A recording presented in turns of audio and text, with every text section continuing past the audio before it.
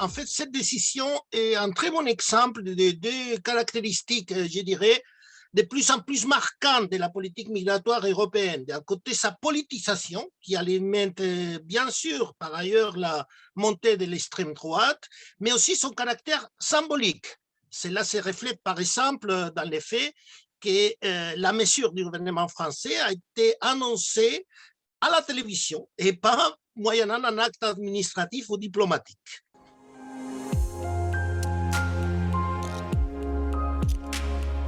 En effet, la réduction annoncée, c'est énorme. J'ai calculé que pour le Maroc, par exemple, ça réduit le nombre de visas octroyés à 12,5% des visas délivrés en 2019, c'est-à-dire à peine un visa sur 8 octroyés en 2019.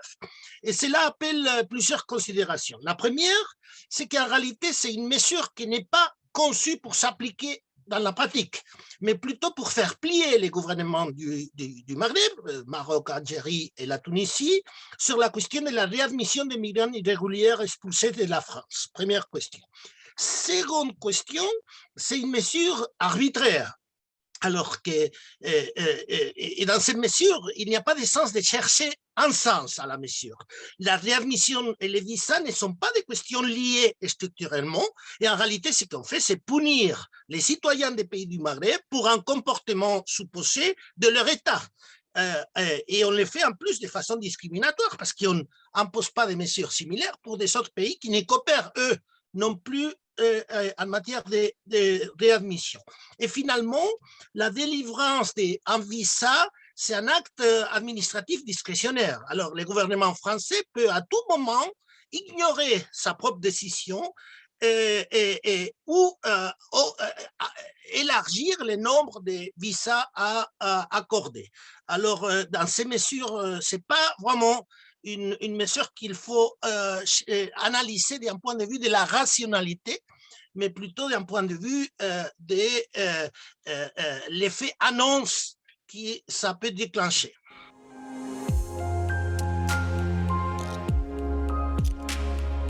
L'octroi de visas, c'est un acte discrétionnaire. Dans cette mesure, l'administration française peut à tout moment réduire le nombre de visas ou les augmenter et ne pas appliquer la mesure qu'elle a annoncée. Donc, on ne peut pas préjuger, je dirais, quel va être l'impact réel de cette mesure, parce que ça dépend de son application effective.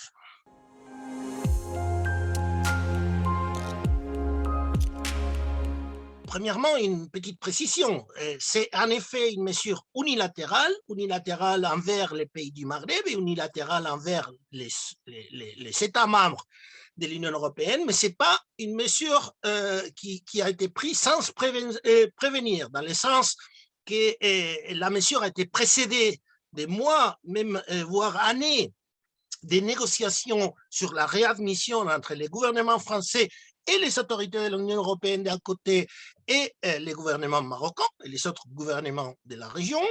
Et elle était par ailleurs annoncée déjà dans les nouveaux codes de visa de l'Union européenne, de l'accord de Schengen, et aussi dans les nouveaux pactes sur la migration et l'asile adoptés en fait, publiés par l'Union européenne en septembre 2020. Ceci dit, quel pourrait être l'impact sur les relations diplomatiques? Ça dépend, c'est la deuxième partie de votre question, ça dépend de la réaction du gouvernement marocain.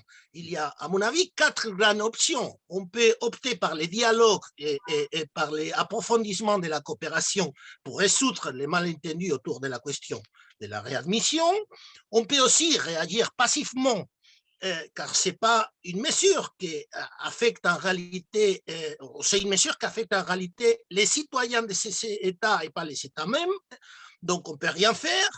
On peut aussi geler la coopération migratoire et rebondir avec des mesures similaires, par exemple en matière de contrôle des frontières ou la réadmission même qui existe malgré tout, ou on peut ouvrir à la limite une crise diplomatique, ce que je considère honnêtement peu probable.